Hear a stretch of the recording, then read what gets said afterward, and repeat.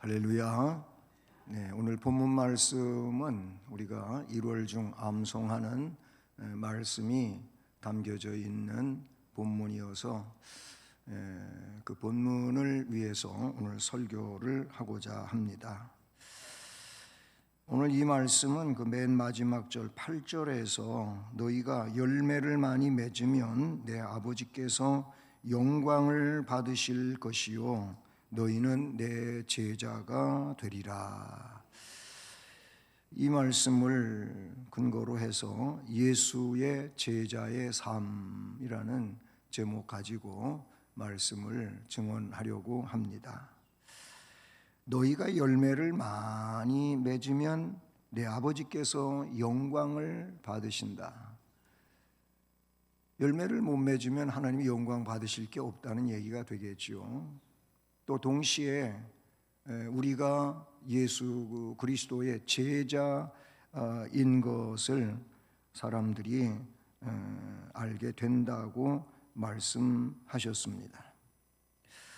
하나님께 영광 돌리는 삶은 성도들이 당연히 해야 할 삶이지요.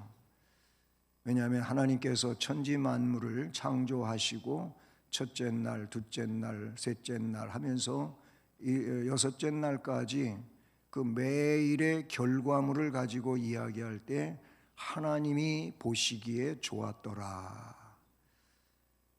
사람을 마지막으로 창조하시고 그때에는 하나님 보시기에 심히 좋았더라. 이렇게 기록하고 있습니다. 거기서 하나님이 보시기에 좋았더라 혹은 심히 좋았더라라고 하는 것은 하나님이 창조하신 그 모든 피조물들 때문에 하나님이 기뻐하셨다는 겁니다. 하나님이 영광을 받으셨다는 것이죠. 친히 만드신 그것들로 인하여 하나님이 영광을 받으셨다고 하는 것을 나타내주는 내용이라고 볼 수가 있죠.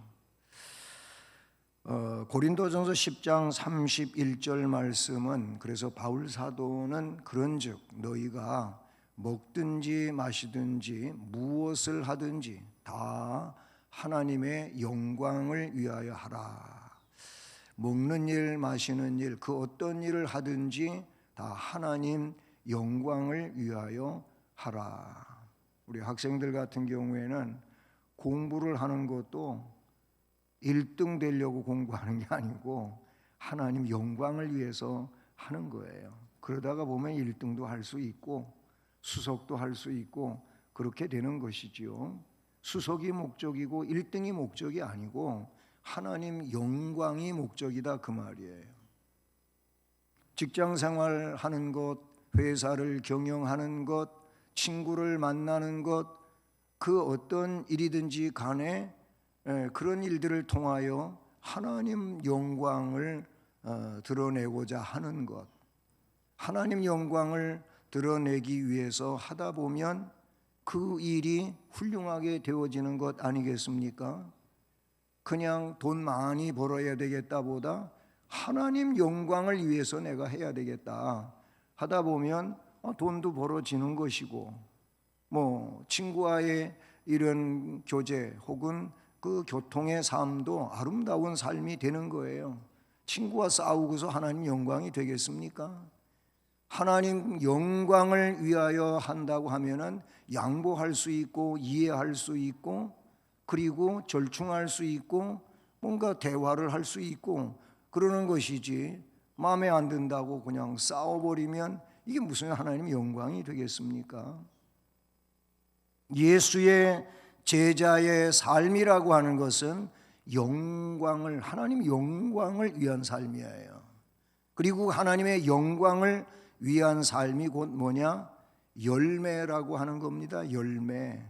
열매라는 거예요. 그래서 예수님은 포도나무 비유로 하나님께 영광 돌리는 삶과 제자됨의 삶을 잘 드러내 보이셨다라고 말할 수 있는 것이지요. 주님을 떠나서는 그런데 이게 안 된다는 거예요. 주님 안에 있어야 된다는 거예요. 그래서 그리스도 그리스도가 누구냐? 오늘 말씀으로 설명을 하려고 할 때 포도나무라는 내용이 나오는 거예요. 오늘 말씀에서 참 포도나무는 예수 그리스도를 말하고 있다. 이렇게 이 말씀을 읽을 수가 있게 되는 것이죠. 그리스도는요, 인류의 첫 번째 사람은 아담과 하와지 않습니까? 창세기에 1장, 2장에 나오고 있는 것처럼 첫 사람은 아담과 하와인데, 이 첫사람 아담과 하와에게 계시되었던 에덴 동산에 생명나무가 있어요. 창세기 2장 9절인데 이 생명나무가 그리스도예요. 예수 그리스도예요.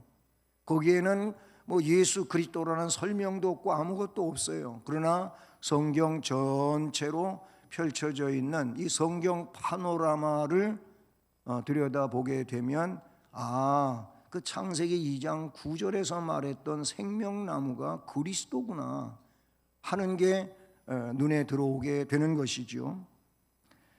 장차 성도가 하나님의 나라에서 맛볼 생명나무를 성경은 이야기하고 있는데 요한계시록 2장 7절에서도 말하고 있고 계시록 22장 14절에서도 말하고 있고 그 이하에서 이 생명나무에 참여하지 못하는 자가 누구인지도 말해주고 있어요. 생명나무에 참여하는 자와 참여하지 못하는 자에 대한 말씀이 계시록 마지막 장에서 설명되어지고 있다는 사실이죠. 하나님께서는 인류를 위한 구속 계획으로 이사야 5장 2절을 보면 극상품 포도나무에 대한 말씀이나 최고 상품의 포도나무를 이야기하는 것을 보게 됩니다. 그런데 오늘 본문 1절에서 내가 참 포도나무요 내 아버지는 농부라. 성부께서는 농부가 되시고 성자는 그 성부께서 가꾸시는 포도나무 자체라는 것을 말씀해 주고 있지 않습니까? 이 비유에서 포도나무와 가지를 이야기하고 있는데 포도나무와 가지의 비유에 그 핵심이 있다면 이 핵심은 뭡니까? 아주 밀접한 관계라는 것을 이야기하지요. 떨어지면 안 되는 관계를 말씀하고 있는 것입니다. 그리고 이 포도나무에서 또 하나의 강조점이 있다면 열매를 맺는 가지가 되어야지 열매를 맺지 않는 가지가 되면은 불필요해요. 제거한다. 전지해서 즉 잘라서 버린다는 거지요. 그거를 2절에서 말씀을 해주고 있어요. 물은 내게 붙어 있어. 예수 안에 있는 게 붙어 있는 거죠. 내게 붙어 있어 열매를 맺지 아니하는 가지는 붙어 있기는 붙어 있는데 열매를 맺지 않는다는 거예요. 그러면 아버지께서 그것을 제거해 버리시고 무릇 열매를 맺는 가지는 더 열매를 맺게 하려 하여 그것을 깨끗하게 하시느니라. 즉 온전하게 하시느니라. 우리 교회에도 포도나무 가꾸고 포도 농사 짓는 가정도 있어요. 이 내용은 너무 잘 알 거예요. 1년 농사 다 짓고 늦가을이 되어서 추운 겨울이 오기 전에 또 이른 봄에도 합니다마는 가지를 다 잘라버려요. 가지를 전부 잘라버린단 말이에요. 심지어는 그 뿌리에서부터 올라온 밑둥이 있잖아요. 거기까지만 남겨두고 그 굵은 원줄기만 남겨두고 싹둑 잘라버리는 이런 일도 생겨난단 말이죠. 우리나라하고 이 중동 지방의 포도 농사를 짓는 거하고는 좀 달라요. 우리는 포도나무를 어떻게 땅에 심어가지고 이거를 지중목을 세워서 올라가게 해서 꼭대기에 이렇게 펼쳐져 가게 하고 그래서 거기서 열매를 맺게 하는데 중동 지역에는 그렇게 하는 데도 있지만은 그렇게 하지 않는 곳이 더 많아요. 그냥 땅에다 그냥 키우는 거예요. 이렇게 그냥 땅에다가 포도나무가 번져가게 그렇게 키우는 데가 더 많이 있다는 사실이죠. 이 내용이 뭘 말하는 것이겠습니까? 당시 이방인들은 끊임없는 철학, 이 종교 철학의 명상과 지식을 통해서 로고스의 세계를 이룰 수 있다고 여긴 거예요.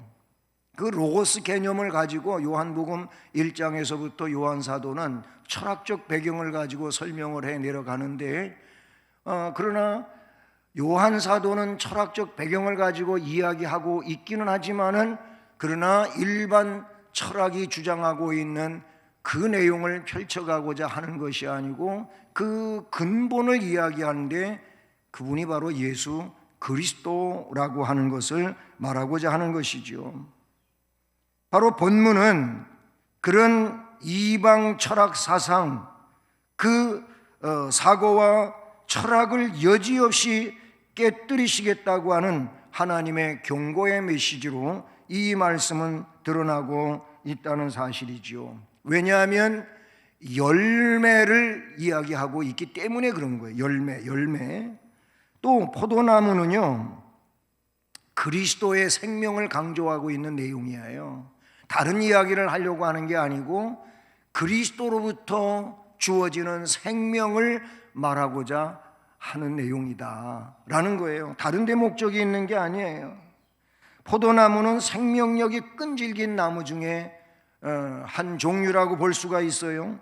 그루터기만 남아도 새로운 가지가 온 마당을 그늘지게 하고 많은 열매를 맺는 겁니다. 이사야 11장 1절 말씀에서 그와 같은 일을 설명하고 있어요. 바로 이것은 그리스도가 온 민족에게 생명을 주시는 참되고 새로운 신앙의 근원이 되심을 천명한 것이라고 볼 수가 있는 것이지요. 또한 이 포도나무 비유는 그리스도인의 열매를 강조하고 있다라는 것입니다. 열매를 안 맺으면 여지없이 잘라버린다, 불필요하니까. 괜히 양분만 소모되고 하기 때문에 그런 것들은 빨리 농부는 알기 때문에 제거해버리고 열매 맺는 가지를 이용하여 오히려 더 양분이 갈 수 있도록 한다. 왜? 열매를 위해서 그런다는 사실이지요. 이렇게 그리스도는 참 포도나무이시다라는 것을 말씀해 주고자 하는 것이고, 그래서 열매를 맺는 가지가 되라고 강조해 주고 계시는 것이죠. 2절을 다시 보시면 중반 이하에 이렇게 나옵니다. 무릇 열매를 맺는 가지, 그 가지는 열매를 더 맺을 수 있도록 하기 위하여 그 가지를 여기는 깨끗하게 하시느니라 이렇게 말하고 있는데, 그 가지를 보존시키는 거예요. 그 가지를 더 튼튼하게 만드는 거예요. 그 가지에게 양분이 더 갈 수 있도록 해 주신다는 것이죠.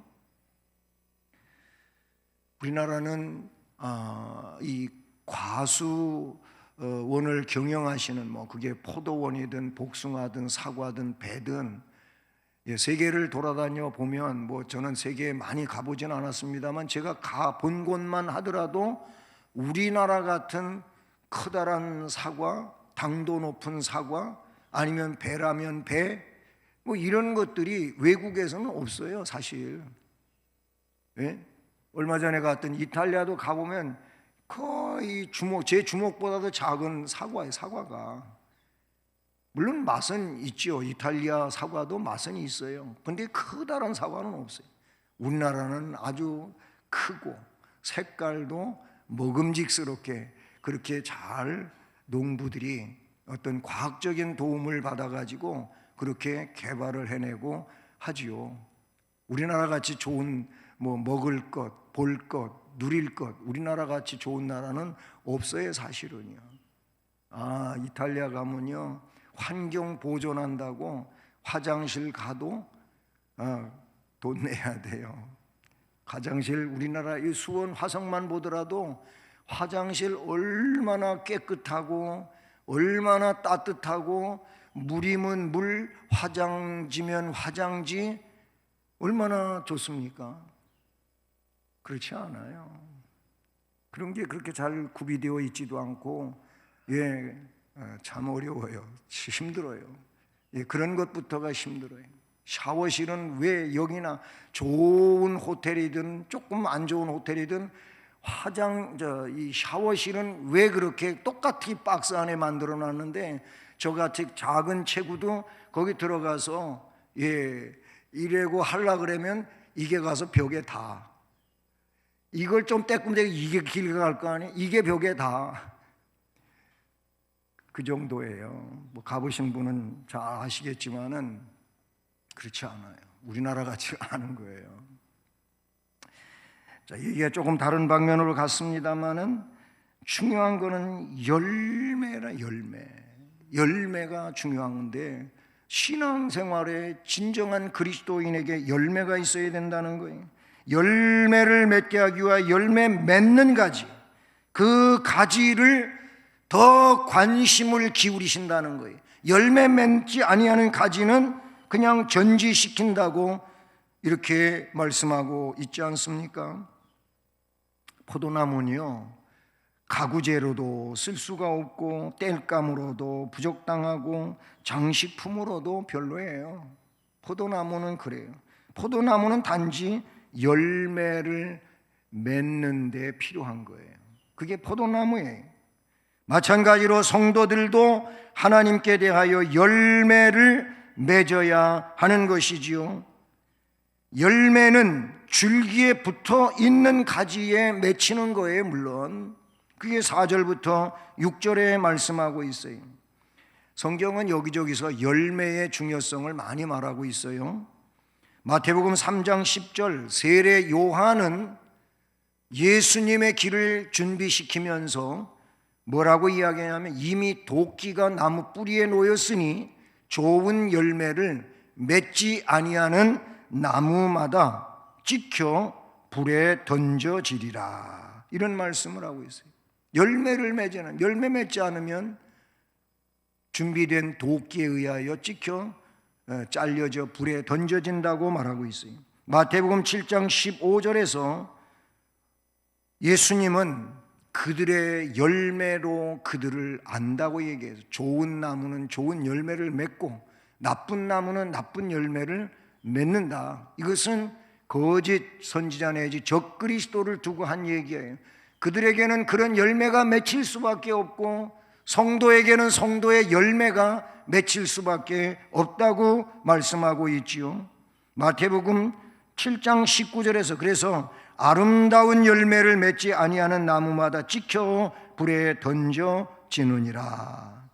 마태복음 21장 43절에도 하나님의 나라는 그 나라에 열매를 맺는 백성이 받으리라. 하나님 나라 다른 사람이 아니고 그 나라의 열매, 하나님 나라의 열매 맺는 백성이 받게 된다라고 말씀하고 계셔요. 성도는 그리스도에게 붙어 있어야 열매를 맺을 수 있는 겁니다.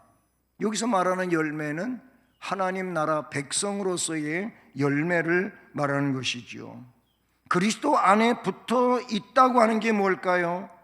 그것은 바로 7절에서 말하고 있는 것처럼 말씀 중심의 신앙생활이라고 보여요. 너희가 내 안에 거하고 내 말이 너희 안에 거하면 무엇이든지 원하는 대로 구하라, 그리하면 이루리라. 우리가 1월달 암송하는 말씀이잖아요. 너희가 내 안에 거하고 예수 안에 거하고 예수님 말씀이 우리 안에 거하면, 그럴 때 무엇이든지 원하면 구하라는 거예요. 기도하라는 거예요. 그러면 이루어지겠다고 말씀하십니다. 주님 안에 거하지도 않고 주님의 말씀도 없어. 그러면서 기도했는데 왜 응답이 안 되냐고 하면 안 된다 그 말이에요. 말씀이 중심이 되어야 될 줄로 믿는 것입니다. 그래서 다윗은 시편 1편에서, 시편 1편은 시편 전체의 서론이라고 말할 수가 있는데, 그 말씀에서 복 있는 사람은 악인들의 꾀를 따르지 아니하며 죄인들의 길에 서지 아니하며 오만한 자들의 자리에 앉지 아니하고 오직 여호와의 율법을 즐거워하여 그 율법을 주야로 묵상하는 자로다. 말씀을 밤이든 낮이나 묵상하며 그 말씀을 가지고 살아가는 자들이 복 있는 사람이다. 그 사람이 복 있는 사람이다. 세상의 기준하고는 다른 것을 천명하고 있는 것을 볼 수 있지 않습니까? 여호수아서 1장을 보면 하나님은 이제 모세의 후계자로 가나안 목전에서부터 가나안 정복 사업을 펼쳐야 할 여호수아에게 말씀할 때 뭐라고 말씀합니까? 내가 모세를 통하여 준 나의 율법, 명령, 그것을 너는 중심으로 삼아라. 그 말씀을 따라서 좌우로 치우치지 말고 그렇게 바른 길로 가라. 그리하면 어디로 가든지 네가 형통한다. 아멘. 그렇게 말씀해 주셨어요. 사실 여호수아는 그렇게 요단강을 건너갔고 그리고 여리고성을 무너뜨렸고 하면서 정복 사업을 펼쳐가며 마무리 짓는 이런 일들을 감당하게 되는 줄로 믿습니다. 그렇습니다. 열매를 맺는 가지가 되라 라는 겁니다. 주님 안에 거해야 되고 주님 안에 거한다고 하는 것은 말씀이 있어야 된다는 거예요. 오늘 7절이 그걸 말씀하십니다.